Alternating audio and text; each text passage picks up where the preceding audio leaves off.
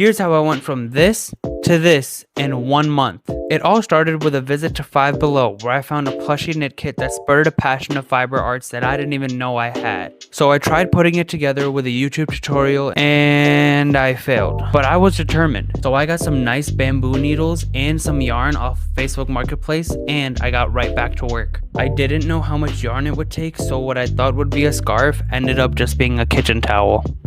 But the hats, you ask? My local library actually ended up having the best knitting needles in the market as well as a knitting machine, and I borrowed both and they're sitting in my living room right now. I tried the Chaigu knitting needles right away and they were incredible, except for the fact that the stitches would slip off a little too easily, but that just took some getting used to because I was used to wooden and bamboo needles. So after making a few rows, I quickly realized how long it would take me to knit a whole beanie or a whole blanket or anything for that matter. And I quickly turned my attention towards that knitting machine. I'm gonna be honest, I'm glad I started with the needles first because I haven't looked back at those needles since I started with this machine. It has been a game changer on another level. I made my first hat within 30 minutes and that was with the time of me learning how to use the machine, how to cast on, how to cast off, that was pretty much the only learning process. Besides that, it was pretty like just crank the machine.